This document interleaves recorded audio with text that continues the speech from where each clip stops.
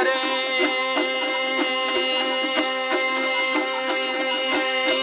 altmış başlı ağlavardı dağlardan. Altmış başlı ağlavardı dağlardan. Duman öter yağmur yağar fil kalmadan. Şeyda bileyim etken tutanı bağlardan. Hadan durar yaprak kaçar bulgandan.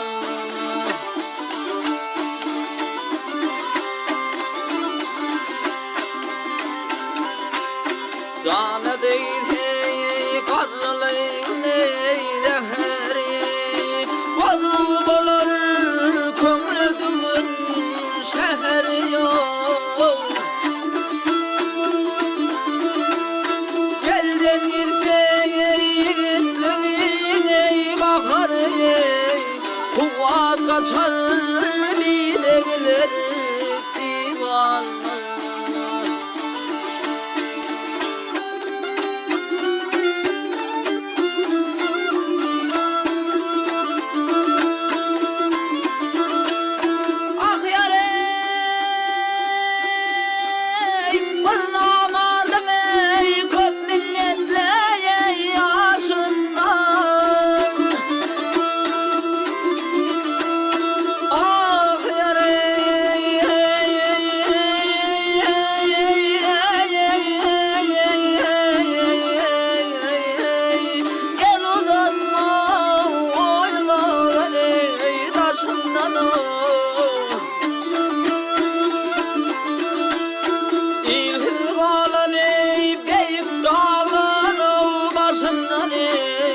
Ağaç biter, radde yeter, yol almaz.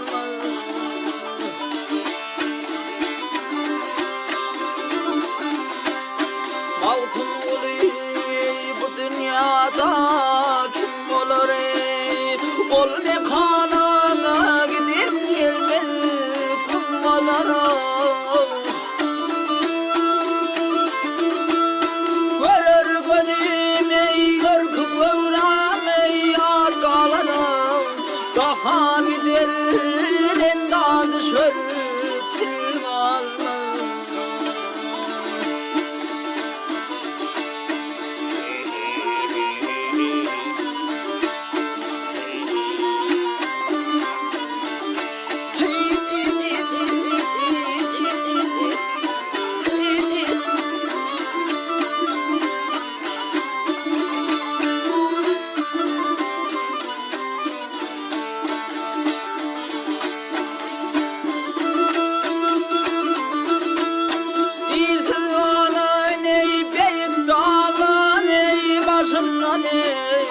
İlhılan ey büyük dağlar